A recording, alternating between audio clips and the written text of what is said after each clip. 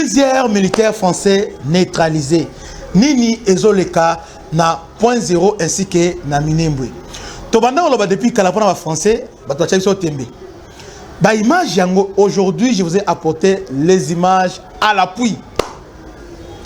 Ba militaire français makolo katani ba mswa zoki ba mswa kufi ebele ba opérateur il y a drone ba mercenaires qui étaient venus en appui na armée rwandaise. Ils sont là à Minembwe na point zéro. Ce sont eux bazo piloter ba drone wana, ba TB3 et les autres sont des Français qui pilotent tous ces drones là.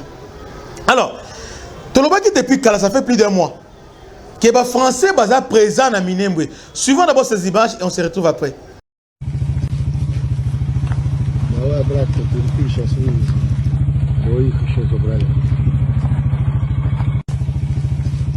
Bomoni est na bango. Bomoni va évacuer bango. Bomoni ma koloza au katana. On a pas français. Alors, ba Rwandais bazu ba drone au wapi. Ba drone dans la marque turque. Mais selon plusieurs informations, ba soma directement à Turquie. Ba somba bazion à partir à France, Union européenne, mutu a doté bango yango. Bango ba kosi na ni na ngolo beke ezo kende na Mozambique alors que ezo peut servir Nanine o na déstabiliser RDC.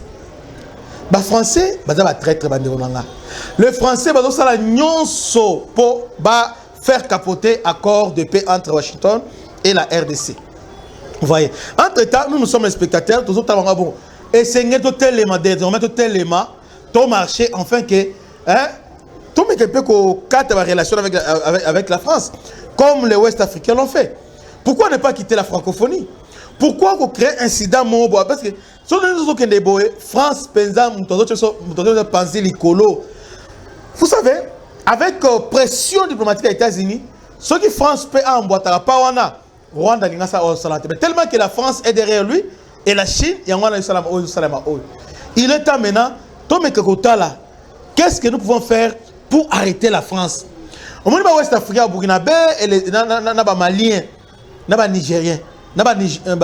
Nigériens, ils ont tout fait, ils ont chassé.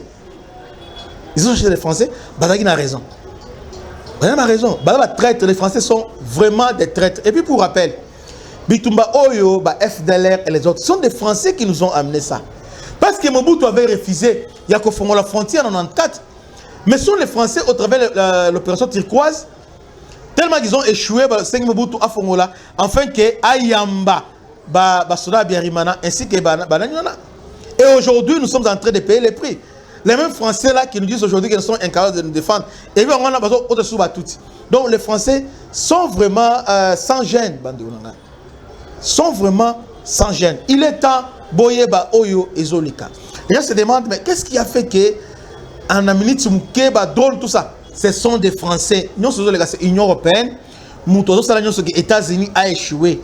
Mais entre-temps aussi, nous devons savoir nous devons mettre aussi pression sur les États-Unis à doter de drone, anti-aérienne.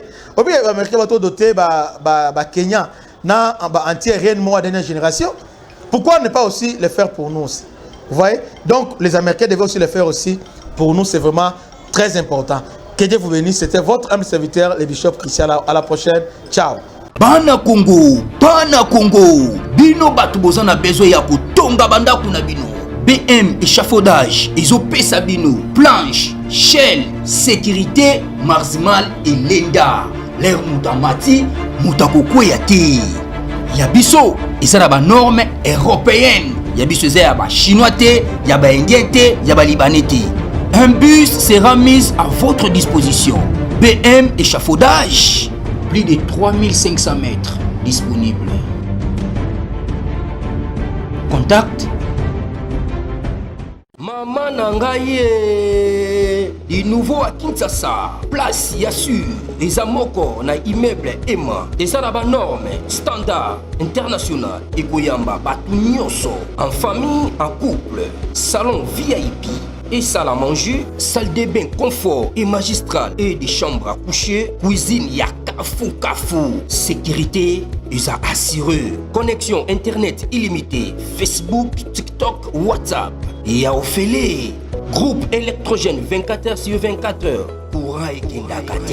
La immeuble Emma. Notre adresse dans la commune de Kalamou, quartier Yolosid, avenue Balinga, numéro 9. Soyez les bienvenus. Immeuble Emma.